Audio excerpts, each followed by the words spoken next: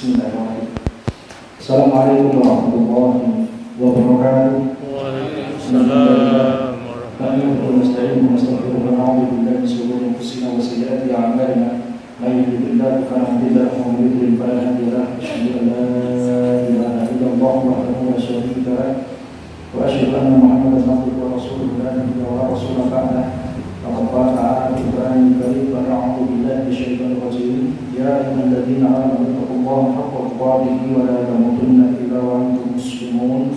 Faqala ya ayyuhan nas ittaqu rabbakum alladzi khalaqakum min nafsin wahidah wa khalaqa minha zawjaha wa batha minhuma rijalan katsiran wa nisaa wa taqullaha alladzi tasaaluna bihi wal arham inna Allaha kana 'alaykum raqiba. وقال تعالى في آية أخرى يا أيها الذين آمنوا اتقوا الله وقولوا قولا سديدا يصلح لكم أعمالكم ويغفر لكم ذنوبكم ومن يطع الله ورسوله فقد فاز فوزا عظيما أما بعد.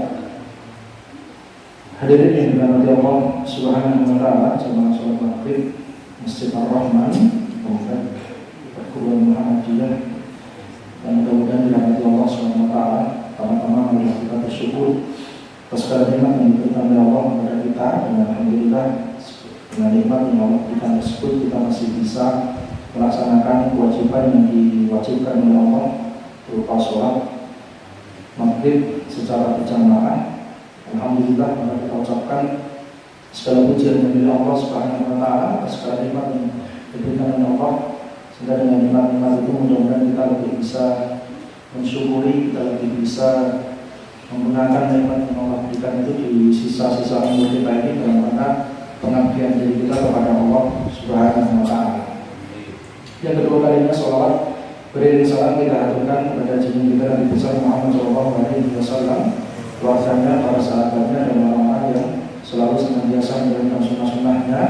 Mudah-mudahan apa yang kita upayakan di dalam mengkaji dan mempelajari setiap ayat, setiap hadis yang disampaikan oleh para asatid, ataupun ayat-ayat yang kita telah sendiri dari hadis-hadis Rasulullah dan ayat-ayat yang disampaikan oleh para ulama, mudah-mudahan lebih bisa menjadikan kita orang-orang yang betul-betul kelak pantas diakui oleh Rasulullah SAW sebagai salah satu di antara umatnya.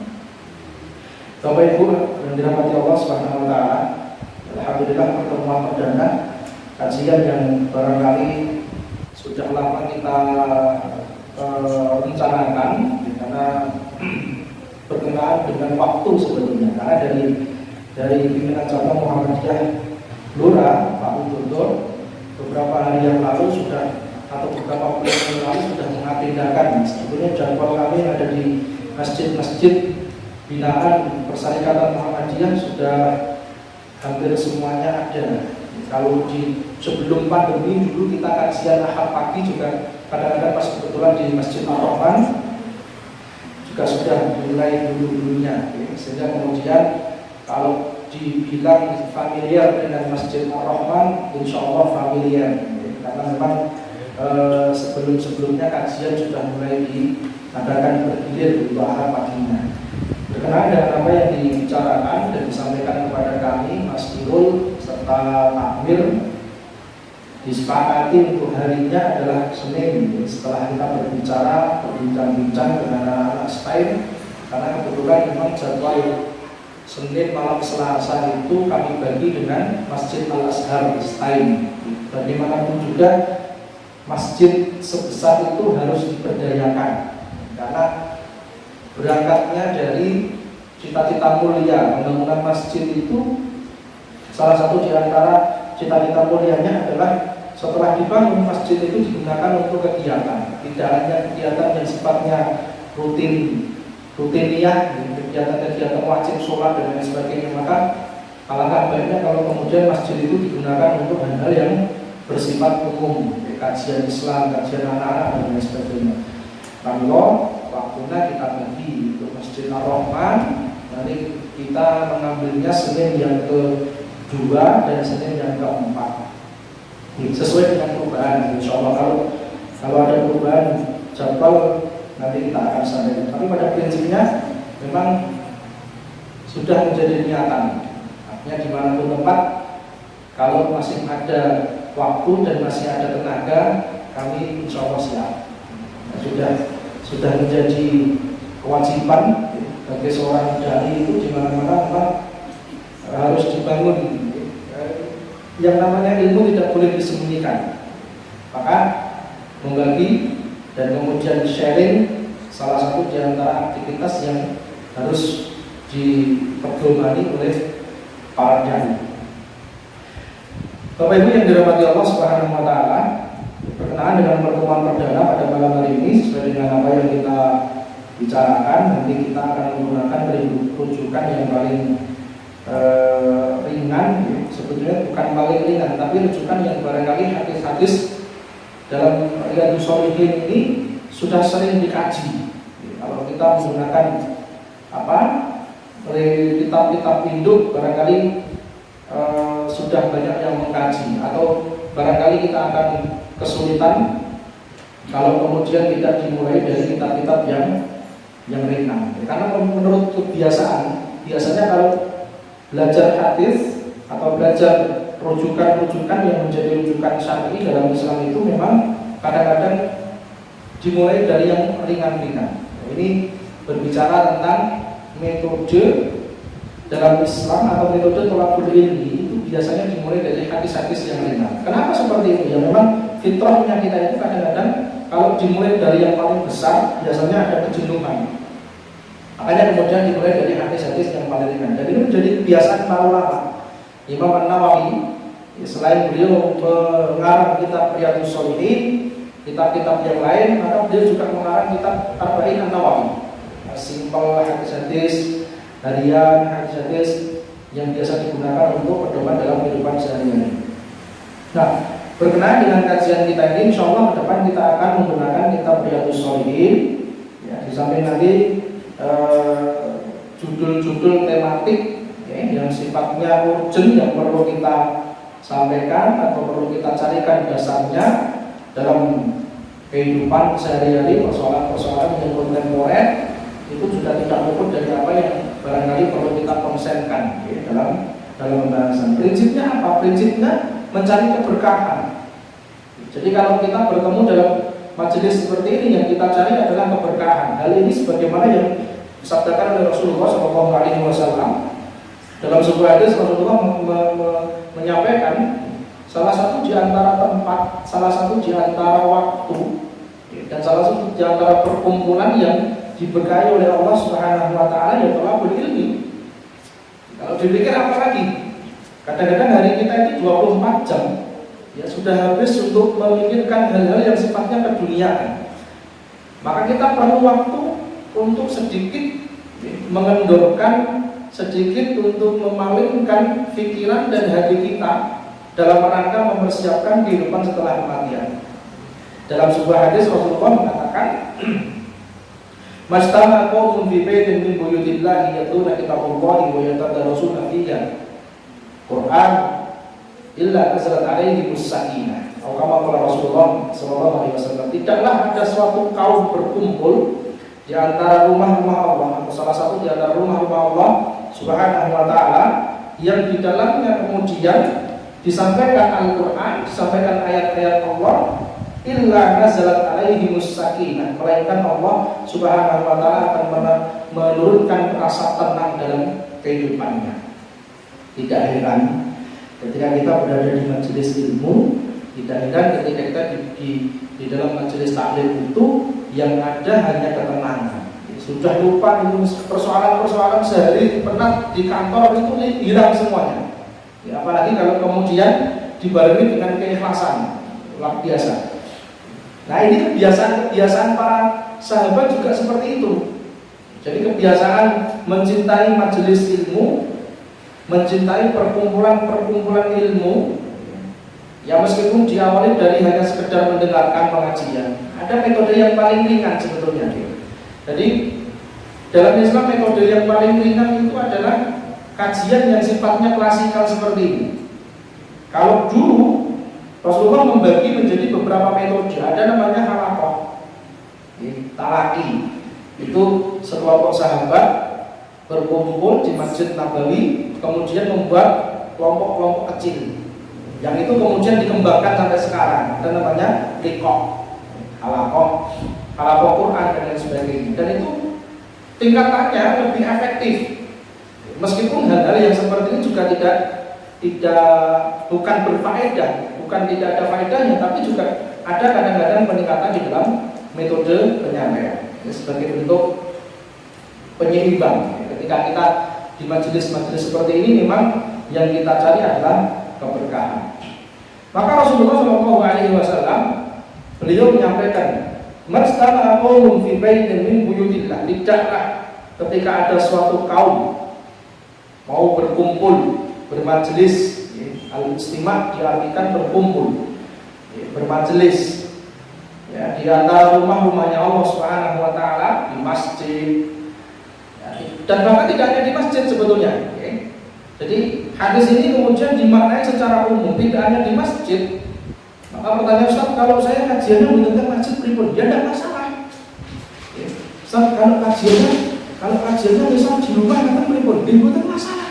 Kenapa? Ini bagian daripada usaha kita, bagian daripada usaha kita untuk mengamalkan apa yang disabdakan oleh Rasulullah SAW. Ada beberapa ketentuan dan beberapa syarat yang disebutkan oleh Rasulullah agar kemudian ketenangan, sakinah itu kita dapatkan. Biasanya kan kalau ngaji itu, ya kita akan mencari tenang. Jangan sampai kita ngaji itu malah merungsung. Pulang dari ngaji itu malah pikiran sih boten-boten malah repot. Semakin ngaji harusnya semakin tenang, semakin ngaji harusnya semakin tawadhu, semakin ngaji harusnya semakin khusyuk, semakin ngaji harusnya semakin dekat dengan Allah Subhanahu wa taala. Semakin dekat dengan Allah Subhanahu wa taala. Sehingga manfaat dari taklim itu dirasakan. Nah, ini yang perlu kita pahami bersama. Jadi hadirin yang dirahmati Allah Subhanahu wa taala, semakin kita mengenal, semakin kita mengkaji Al-Qur'an itu bukan semakin kita merasa lebih tahu. Kenapa? Karena ketika ada orang yang mengkaji Al-Qur'an kemudian merasa dirinya lebih tahu dan merasa cukup, tidak mau menggali lagi apa yang ada dalam Al-Quran, jelas ada kesalahan di situ. Kenapa? Semakin digali, semakin dibaca, semakin dipahami, maka Al-Quran itu akan mengeluarkan semua ilmu yang barangkali tidak kita temukan. Saya pernah mendapatkan cerita salah seorang guru saya yang guru kita bersama. Beliau alumni Madinah. Beliau mengatakan, selama 4 tahun di Madinah menempuh pendidikan S1 di Fakultas Syariah Jamiah Islamiyah Madinah itu, ya, menurut beliau sebetulnya semuanya sudah didapatkan di jenjang S1 itu, didapatkan semuanya, ilmu-ilmu alat didapatkan, tafsir hadis, ya, Al-Quran, ya, usul fikih dan lain sebagainya. Ternyata setelah ketemu dengan jenjang yang lebih tinggi itu ternyata ada juga, masih ada saja ilmu yang ternyata belum didapatkan. Nah, ini membuktikan kalau Al-Quran itu semakin digali maka akan semakin luas. Al-Quran itu semakin digali akan semakin luas. Dari segi kebahasaan saja Al-Quran itu punya, menurut para ulama, ada istilah yang dipahami oleh ulama terhadap Al-Quran itu namanya i'jazul Quran. Jadi kemukjizatan Al-Quran. Al-Quran itu memiliki mukjizat. Salah satu di antaranya adalah dari lafaz-lafaz yang digunakan oleh Allah Subhanahu wa taala di dalam Al-Quran itu menunjukkan kalau Al-Quran itu bukan buatan manusia. Jadi ini sudah digali dan sudah disampaikan, sudah dipelajari oleh para ulama, bahkan sudah disampaikan sendiri oleh Allah Subhanahu wa taala 14 abad yang lalu ketika Allah menurunkan Al-Quran itu kan sudah ditantang, ciptakan saja satu ayat yang semisal dengan Al-Quran. Tidak akan bisa. Termasuk Musailamah al-Kadzdzab, ya, buat ayat tandingan surat Al-Fil itu malah lucu. Ada itu di dalam tafsirnya ketika Musailamah al-Kadzdzab buat ayat tandingan surat Al-Fil. Ternyata dia hanya menggambarkan gajah itu sesuai dengan bentuknya, gajah telinganya lebar, hidungnya panjang. Masa ayat seperti itu dulu ditantang oleh Allah Subhanahu wa taala, dan kemudian dia menciptakan surat yang hampir-hampir ya memalingkan beberapa orang ketika itu, karena memang Musailamah al-Kadzdzab termasuk orang-orang yang punya termasuk as-su'ara, ya, termasuk penyair, sehingga kemudian kalimat-kalimat yang dibuat itu hampir-hampir membuat banyak orang tergelincir. Tapi kemudian oleh Allah Subhanahu wa taala dalam ayat yang lain Allah menyatakan inna nahnu nazzalna dzikra wa inna lahu lahafidun. Sesungguhnya kamilah yang telah menurunkan Al-Qur'an dan kami pula yang akan menjaga Al-Qur'an itu. Sampai sekarang keautentikan Al-Qur'an itu tidak akan pernah bisa dikalahkan dan tidak akan pernah bisa digoyah. Penghafal Al-Quran setiap tahunnya pasti akan bertambah. Penghafal Al-Quran akan menemukan metode-metode untuk membaca dan menghafalkan Al-Quran semakin lebih mudah. Hari ini kita menemukan metode 30 hari hafal Quran. Misalkan hari ini kita menemukan metode membaca Al-Quran. Dulu yang klasik, yang doa, kemudian Iqra, kemudian sekarang ada metode qiraati dan seterusnya akan seperti ini terus. Kenapa? Berangkat dari Al-Quran itu semakin digali akan semakin dalam. Maka hadirin yang dirahmati Allah Subhanahu wa taala, kembali pada apa yang disabdakan oleh Rasulullah SAW, "Majtama'a qaumun fi baitin min buyutillah." Perkumpulan ijtima yang diadakan oleh kaum muslimin, baik di masjid, di rumah, di mushola, dimanapun tempat, di gedung pertemuan dan lain sebagainya, yang isinya adalah yatluna kitabullah. Ini syarat yang pertama agar kemudian mendapatkan keberkahan. Yatluna kitabullah, dibacakan di dalamnya kitabullah Al-Quran. Ada yang menyebutkan yatlu itu lebih mendalam ketimbang yaqra'u. Yatlu atau tilawah itu mentilawahkan itu lebih maknanya ada yang mengartikan maknanya lebih mendalam ketimbang hanya membacakan saja. Jadi tilawatul Quran itu membaca, memahami, mentadaburi, ya, menyampaikan, merumuskan, menyimpulkan, membuat istinbat dan lain sebagainya. Nah, dari kata-kata tilawah, yatlu, tala yatlu tilawatan, dibacakan di dalamnya Al-Quran, disampaikan di dalamnya Al-Quran, dibahas hukum-hukumnya yang ada dalam Al-Quran itu, ya, kemudian disampaikan apa yang menjadi kesimpulan hukumnya, ya, atau dipelajari metodologi cara membaca Al-Qurannya. Banyak. Kalau kita ingin memahami Ustaz, yang dimaksud membacakan agar mendapatkan keberkahan dalam majelis itu apa saja? Ya apa saja yang kemudian kita gunakan untuk bermuamalah dengan Al-Quran. Bisa saja majelisnya itu tidak berupa pengajian seperti ini, bisa saja. Berupa apa? Berupa mungkin halaqah Quran. Barangkali ketika tidak ada kajian, kita membuat halaqah Quran, simaan, metode-metode yang sudah pernah ada itu ternyata efektif itu. Ya, kalau di Timur Tengah itu biasanya ada kelompok-kelompok suyuh, ya, kelompok-kelompok kasepuan. Ada 5-7 orang yang berlingkar gitu, ya, menghadapi Al-Quran masing-masing, kemudian membaca Al-Quran, ya, bisa menghafal, bisa mentahsin, ya, membetulkan bacaannya. Bagian dari al-ijtima' fi buyutillah. Jadi dalam penerapan hadis ini bukan saklek. Penerapan hadis ini tidak saklek. Penerapan hadis ini adalah apa-apa yang diupayakan oleh kaum muslimin di dalam mencari keberkahan bermajelis. Dan itu perjuangan yang luar biasa. Kadang-kadang kalau tidak ada niatan yang kuat itu, menghadiri sebuah majelis itu juga berat.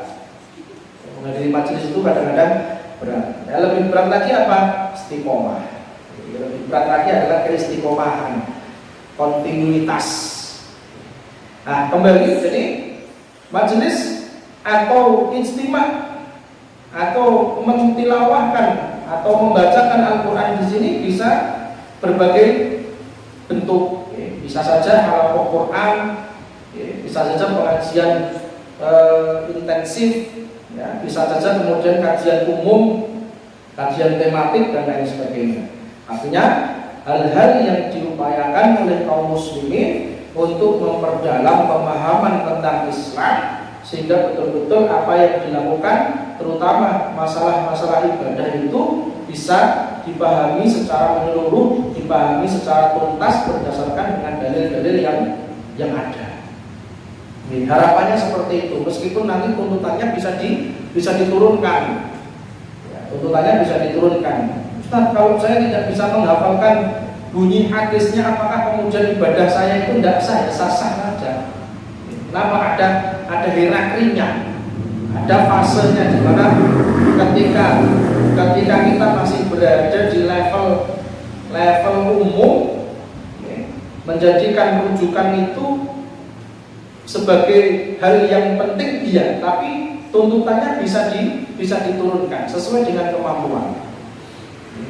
Tapi tidak harus kemudian diyakini kalau tidak dihafalkan dalilnya maka kita disebut orang yang taklid. Tidak seperti itu, betul. Taklid itu, memaknai taklid itu kita harus berhati-hati. Memaknai taklid atau mengikuti apa-apa yang tidak kita pahami dan tidak kita mengerti dalilnya, itu beda dengan sudah mempelajari tapi tidak mampu menghafal. Beda dengan sudah mempelajari dan pernah mendengarkan dengan tidak sama sekali. Kenapa? Ada kondisi-kondisi yang memang sangat tidak memungkinkan bagi jamaah itu untuk menghafal hadis secara letterlek. Karena mampunya mungkin hanya mendengarkan, oh ya dulu ada di dalam hadis diriwayatkan oleh Imam Bukhari, kata Ustadz ini bunyinya yang kurang lebih artinya seperti ini. Apakah itu sudah termasuk dalam kerangka istidlal? Sudah. Jadi al-istidlal itu, berdalil itu kadang-kadang memang tidak, tuntutannya tidak harus melihat situasi. Karena di dalam Islam itu juga kita al-dinu yusrun. Islam itu adalah agama yang mudah. Dalam sebuah hadis Rasulullah mengatakan bu'istu bil hanifiyatis samhah. Bu'istu, aku diutus oleh Allah, aku telah diutus oleh Allah Subhanahu wa taala bil hanifiyatis samhah, dengan membawa agama yang hanif, agama yang lurus, agama yang murni, as-samhah dan tasammuh. As-samhah itu agama yang sangat longgar. Agama yang sangat longgar, artinya kelonggarannya sesuai dengan koridor syar'i. Kelonggaran-kelonggaran sesuai dengan koridor syar'i. Karena kalau kita berbicara tentang hukum di dalam Islam itu, kondisi seseorang itu menjadikan hukum baginya berubah. Satu contoh, ada salah satu kaidah yang mengatakan idza dhaqa ittasa'a wa idza tasa'a dhaqa. Di dalam Islam itu kadang-kadang kan kita bertanya-tanya, Ustaz, kalau di perjalanan misalkan di perjalanan kita dalam kondisi safar, tidak ada ganti lain, kalau sholat terpaksa dengan pakaian itu saja, apakah kemudian sah sholatnya? Kalau kita berdasarkan kepada asas kemudahan di dalam Islam, maka sah-sah saja. Idza tasa'a dhaqa wa idza dhaqa ittasa'. Kalau kondisi seseorang itu sempit, serba terbatas, maka hukum itu akan melonggar. Prinsipnya seperti itu. Ketika orang itu dalam keadaan sempit, serba sulit, maka hukum itu akan melonggar baginya. Atau contoh sakit, ini betul sakit, sholat kali berdiri misalkan, maka hukumnya akan melonggar. Yang kondisi normal tidak boleh, ya, sholat sambil tiduran, tapi karena kondisinya dia itu kesulitan, maka hukum itu akan menjadi longgar. Oh ya wis, boleh sambil tidur, boleh sholat sambil duduk, atau boleh sholat semampunya berdiri, kemudian kalau tidak mampu duduk lagi. Luas. Jadi dalam Islam itu kadang-kadang kita berpikirnya bukan yang berat-berat. Kenapa? Rasul mengatakan bu'istu bil hanifiyatis samhah. Nah, ini yang menjadi salah satu di antara tujuan bermajelis. Jadi membacakan ayat Al-Quran, membahas tafsirnya, membahas hadisnya, membahas pendapat-pendapat para ulamanya dan lain sebagainya. Ketika itu diniatkan ikhlas, maka dalam hadis itu Rasulullah mengatakan nazalat alaihimus sakinah. Illa nazalat alaihimus sakinah. Tidak ada yang akan dia dapatkan kecuali Allah akan menurunkan ketenangan. Nah, ketenangan ini dimaknai juga luas. Ketenangan itu dimaknai luas. Ketenangan itu semakin tentram hatinya, semakin mantap dengan keislamannya, semakin mantap dengan ibadahnya, semakin giat dalam beribadah, semakin ringan dalam beribadah, semakin rajin dalam beribadah, semakin khusyuk dalam beribadah. Ini makna as-sakinah. Karena ketenangan itu nanti buahnya pasti baik. Jadi ketenangan itu buahnya pasti baik. Kenapa seperti itu? Karena kadang-kadang kalau kita tidak tenang itu sholat juga kemerungsung. Boten tenang itu sholat tuh boten khusyuk, boten tenang. Yang namanya tidak tenang itu sholat mesti boten khusyuk. Makanya Rasulullah itu beliau mewanti-wanti, janganlah sholat mendekati waktu habis waktunya. Kalau sholat asar ya jangan sampai kemudian mendekati waktu maghrib. Kenapa? Karena biasanya kalau sholat mendekati waktunya habis, itu sholatnya seperti ayam yang matok makanan. Cepat sujud dosa seperti rukuk dia cetak-cetit persis apa yang nanti pun ngendikaken Anwar Zaid. Kenapa nggak tenang? Nggak tenang, apalagi kalau kemudian di perjalanan dan lain sebagainya. Ketika tidak menggunakan rukhsah keringanannya maka semakin berat. Nah, inilah fungsinya rukhsah, fungsinya keringanan. Oleh Allah Subhanahu wa taala diberikan kemudahan.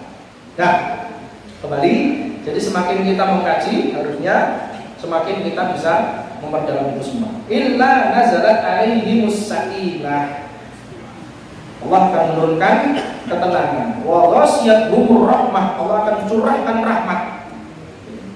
Diberikan ketenangan, kemudian dicurahkan rahmat, diberkahi kehidupannya, dirahmati oleh Allah Subhanahu wa taala, dibuat pemandangan terhadap hal-hal yang sifatnya keduniaan itu tidak ada yang kemudian membuat gelisah. Karena kadang-kadang kalau sampai ngaji itu kerugian dunia yang sifatnya materi itu akan terkikis dengan sendirinya. Kecintaan terhadap hal-hal yang sifatnya dunia berlebihan itu akan dikurangi rasanya oleh Allah Subhanahu wa taala. Ya, akhirnya kemudian menjadi orang yang menerima. Wa ghasyiyatuhumur rahmah wa hafathumul malaikah. Dalam riwayat yang lain, para malaikat akan membentangkan sayap-sayapnya. Hafathumul malaikah, akan dijaga oleh para malaikat dengan dibentangkan sayapnya, dibentangkan ampunnya. Penjagaan di sini maknanya menyertai orang-orang yang tolabul ilmi, para malaikat, mendoakan dan lain-lain, mendoakan, memintakan ampun, bersaksi kelak di hadapan Allah Subhanahu wa taala. Nah, hadis-hadis yang berkenaan dengan tolabul ilmi nanti coba kita akan sampaikan pada pertemuan-pertemuan selanjutnya. Wa hafathumul malaikah, maka malaikat akan menjaga, ya, mulai dari memberikan ketenangan, sakinah, kemudian menurunkan rahmat, ya, dijaga oleh para malaikat. Wa dzakarahumullahu fi man 'indah, kelak akan disebutkan oleh Allah Subhanahu wa taala di hadapan makhluk-makhluknya di akhirat. Kelak oleh Allah Subhanahu wa taala akan disebut-sebutkan, akan dibangga-banggakan oleh Allah Subhanahu wa taala di antara umat-umat yang bermajlis, di antara umat-umat yang kemudian mau tolabul ilmi. Hadirin yang dirahmati Allah Subhanahu wa taala, jadi sebagai mukaddimah, mudah-mudahan apa yang kita lakukan dan apa yang kita upayakan dalam rangka tolabul ilmi atau tolabul ilmi ini diberikan keikhlasan oleh Allah Subhanahu wa taala menjadi salah satu amal jariah kita, menjadi saksi kelak di hadapan Allah Subhanahu wa taala, dan juga mudah-mudahan masjid yang kita gunakan sebagai kajian ini lebih makmur dan bisa lebih memberikan manfaat, tidak hanya sekedar bangunan yang telah dibangun dengan bagus, tapi juga kemudian ada keberkahan untuk warga sekitar, masjidnya hidup meskipun belum selevel dengan masjid-masjid besar yang lain, ya. Ibu Karyan kah, Masjid Namiro kah, atau masjid-masjid mana yang manajemennya sudah bagus, tapi minimal masjid-masjid di lingkungan kita ini sudah bisa memberikan warna, memberikan opsi rekreasi bagi umat atau bagi masyarakat sekitar. Ini yang paling penting. Jadi meskipun dikemas dalam bentuk kajian, ya, minimal masyarakat memandangnya itu sebagai wahana rekreasi, ya, sehingga kemudian mendatangi pengajian itu sumringah. Kenapa? Karena niatnya untuk rekreasi, dan memang betul. Kenapa? Ini di antara taman-taman surga, ya, tempat yang paling afdal untuk kita berrekreasi ya di taman-taman surga. Keindahan dunia, keindahan tempat-tempat wisata yang ada di dunia ini tidak akan bisa mengalahkan keindahan surga. Mala ainun ra'at wala udunun sami'at. Kenikmatan yang ada di surga belum pernah dilihat oleh mata, belum pernah didengar oleh telinga. Selama gambarannya masih kita bisa dengarkan, itu baru gambaran saja. Aslinya kita belum pernah mengetahui. Insyaallah nanti kalau sudah sampai babnya itu hadis-hadis tentang surga, hadis-hadis tentang kenikmatan yang ada di surga juga berbeda. Makanya, jadi yang dirahmati Allah Subhanahu wa taala, kajian kita ini insyaallah kita akan kemas menjadi kajian yang mudah-mudahan menjadi alternatif, pilihan bagi umat untuk berrekreasi, bapak dan ibu, ya, dengan anak-anak, ya semuanya kita biasakan, karena masjid yang baik adalah masjid yang ramah dengan anak-anak. Jadi bukan dimarahi, tapi diberikan motivasi. Jadi, kalau ada anak yang sholatnya rame, itu bukan dimarahi, tapi diberikan motivasi. Kalau besok sholatnya tidak rame, dikasih hadiah. Jadi, kalimatnya dirubah.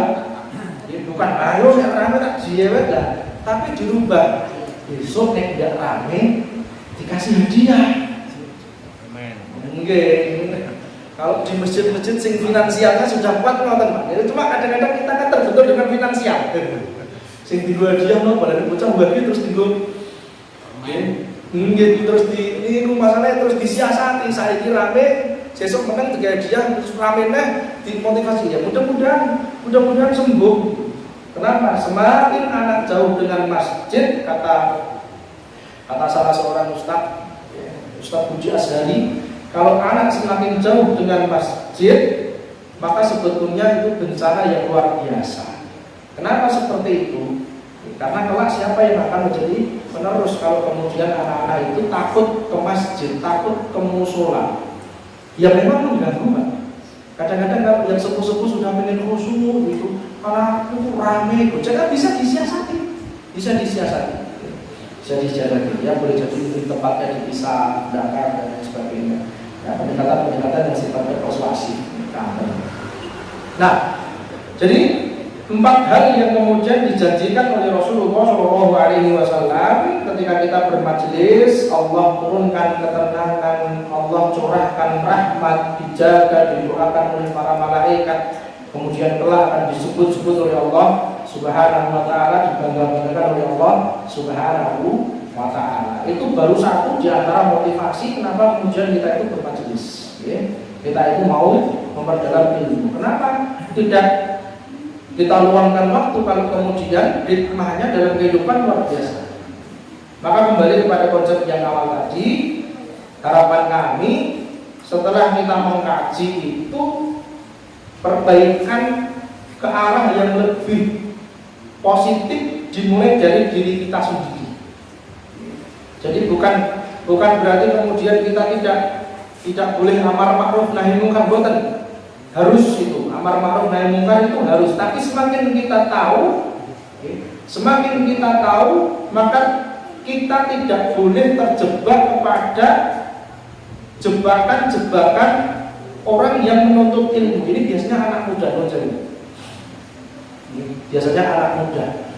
Jadi yang muncul pertama kali ketika dia mengetahui, ini anak muda, saya dalam bercerita tentang anak muda. Ketika anak muda itu dengan slogan hijrahnya itu, kalau tidak berhati-hati, setelah semakin tahu banyak dalil itu, Positif tidak negatif, sekali lagi itu bukan negatif, tapi semakin tahu banyak dalil seharusnya membuat dia semakin tawadhu, bukan semakin sombong, bukan semakin merasa lebih pintar. Sekali lagi ini anak-anak muda, tapi besar kemungkinan meskipun hanya anak-anak muda yang berpotensi untuk punya sifat seperti itu, ya siapapun ketika tidak siap dengan perubahan pengetahuan yang dia miliki, yang muncul nanti akan menyalahkan orang lain.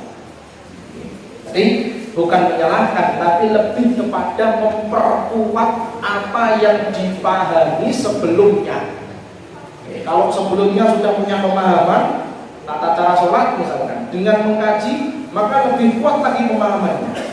Dan itu bukan berarti kemudian kita tidak boleh menunjukkan, tidak boleh bersikap. Ini bukan berarti kita tidak boleh bersikap, tapi menghormati. Artinya apa? Artinya kami punya pandangan tersendiri terhadap amaliyah dalam sholat misalkan. Oh, dalilnya seperti ini yang kami pahami. Menurut pemahaman yang diterangkan yang sampai kepada saya ini yang sahih misalkan, itu tidak dihalangi untuk seperti itu. Tapi kemudian juga kita tidak diperbolehkan secara frontal menyalahkan apa yang kemudian belum pernah kita baca. Nah, prinsipnya apa-apa yang kita dapatkan dalam taklim harus bisa memberikan nilai positif bagi dirinya. Apa tadi? Ilmunya bertambah, amalnya juga bertambah. Dalam sebuah perkataan ada sebuah kalimat, man yazdad ilman walam yazdad hudan lam yazdad minallahi illa bu'dan. Jadi dalam sebuah perkataan, barang siapa yang bertambah ilmunya namun tidak bertambah hidayahnya, sejatinya tidak ada penambahan pada dirinya kecuali akan semakin jauh. Inilah pentingnya menyelaraskan antara ilmu hati dengan ibadah, ilmu hati dengan amalnya. Kenapa? Kalau kita hanya menumpuk-numpuk ilmu saja, banyak orang pintar, tapi ketika ilmu itu tidak diimbangi dengan adab, tidak diimbangi dengan akhlak, yang ada kita akan semakin jauh dari Allah Subhanahu wa ta'ala. Man yazdad ilman, barang siapa bertambah ilmunya, walam yazdad hudan, tapi tidak bertambah petunjuknya, lam yazdad minallahi illa bu'dan, tidak ada penambahan sejatinya pada dirinya kecuali akan semakin jauh. Monggo sambil dipun perhati sampai nolong. Nah, Bapak Ibu yang dirahmati Allah Subhanahu wa ta'ala, jadi kembali pada konsep kajian kita. Nanti insya Allah kita akan mengkaji kitab Riyadhus Shalihin. Ini kitab dimulai dari bab Muqaddimah. Ini kitab Muqaddimah ini ada beberapa hadis yang bisa kita baca, dan insya Allah juga lama ini. Kalau di sini terjemahannya sampai 710 halaman, meliputi segala macam bab dalam kitab Riyadhus Shalihin. Kenapa kitab Riyadhus Shalihin? Karena kitab ini kitab yang cukup mewakili. Jadi kalau di pengalaman di masjid-masjid atau di tempat-tempat kajian yang berada di Timur Tengah itu, ya kalau belum mengkaji kitab Riyadhus Shalihin itu kurang afdol. Kenapa? Karena kumpulan hadis-hadis yang dikumpulkan oleh Imam An-Nawawi sudah termasuk yang runtut. Jadi hal-hal yang sifatnya tazkiyatun nafas, ya, pensucian jiwa, ya, ada bab tobat, ada bab sabar, ada bab jujur, ada muraqabah, ada takwa, ada yakin, dan seterusnya. Sampai kemudian bab-bab yang menyentuh aspek fikih dalam jilid yang kedua. Jilid yang pertama ini kitab Muqaddimah berisi tentang hal-hal yang sifatnya tazkiyatun nafas umum, ya. Jadi hadis-hadisnya yang dikutip oleh Imam An-Nawawi juga hadis-hadis yang barangkali kita sudah sering mendengarkan, ya, sudah sering mendengarkan. Nah, syarahnya biasanya kita akan padukan dengan syarat atau penjelas-penjelas dari ulama-ulama. Salah satu yang menjadi rujukan adalah syarat Bahjatun Nadiri fi Sahih Riyadhus Shalihin. Ada kitab Bahjatun Nadiri fi Sahih Riyadhus Shalihin. Ini juga nanti kita akan coba bacakan, ya.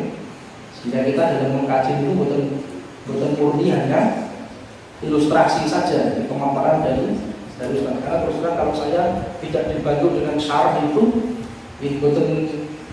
betul wantun, tidak berani. Kenapa? Karena keterbatasan ilmu. Karena keterbatasan ilmu, maka kita butuh bantuan ulama, butuh bantuan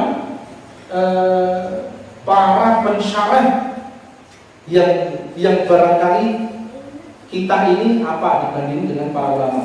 Sehingga kemudian kadang-kadang ada beberapa ustadz yang memang tidak berani secara terang-terangan atau secara frontal hanya pada boleh, karena boleh gini. Kalau kita tidak memiliki rujukan itu kadang-kadang namanya manusia, lidah itu kadang-kadang tidak bertulang. Kadang-kadang kita salah dalam menerangkan atau salah dalam memaknani, ya, maka itu bisa menjadikan kemandorotan. Sehingga kita perlu penjelas, kita perlu syarah. Dari sekian kitab syarah yang pernah kami dengarkan dan pernah dibacakan, ada satu tadi namanya kitab Bahjatun Nadiri fi Sahih Riyadhus Shalihin. Di situ dibacakan, kemudian dibuatkan fawaidnya, faedah yang bisa diambil dari hadis itu. Di samping kitab Riyadhus Shalihin, nanti kita juga akan sisipkan pembahasan singkat tentang fikih ibadah. Barangkali itu juga penting, karena kadang-kadang kalau hadis itu kan kita lebih kepada ilustrasi saja. Hadis itu membaca hikmah atau mengistimbatkan hukum yang ada pada hadis itu. Tapi kalau pengen lebih aplikatif, ya memang harus fikih. Cuma kelemahannya kalau fikih itu biasanya tidak ada satu pendapat, ya, maka harus ada penguat. Kalau dalam pimpinan Takjil Muhammadiyah itu sudah sampai mentakjil itu tingkatan yang lebih tinggi daripada hanya mentakrid. Kalau mentakrid itu hanya mengeluarkan dalil-dalilnya saja, dikeluarkan semua. Dalil tentang takbiratul ihram, takbir, ada yang sak telinga, ada yang sedada, ada yang kemudian sak bulu, sak pundak, ya, ada yang dilebarkan, ada yang kemudian di depan dada. Ini namanya mentakrid, dikeluarkan semua. Tapi kalau sudah sampai pada level mentakjil, itu menguatkan salah satu. Oke, nah ini yang tidak semua ulama kemudian menggunakan metode itu. Kenapa? Karena kalau sudah sampai mentakjil, berarti dasarnya dan pemahamannya sudah sangat kuat sekali. Harus tahu misalkan ini yang dilemahkan ini lemah dalam kondisi apa, lemahnya di sisi apa, sehingga kemudian kita berani mentakjil. Biasanya dilihat dari derajat keabsahan hadisnya, sahih dan tidak benar dan lain sebagainya. Itu metode mentakjil. Ada takrij, kemudian ada takjil, dikuatkan. Mudah-mudahan kita diberikan keistiqomahan oleh Allah Subhanahu wa taala. Pertemuan awal ini sebagai muqaddimah, sebagai perkenalan. Saat ini nuwun sewu, perkenalkan nama saya Arwin Nur Hartanto. Aktivitas hariannya di Istilah Muhammadiyah Blora, salah satu pengajar dosen di mata kuliah usul fikih, qawaid fikih, kemudian fikih dan filsafat Islam tasawuf. Kalau filsafat Islam dan tasawuf bukan materi pokok karena bukan bidang kami.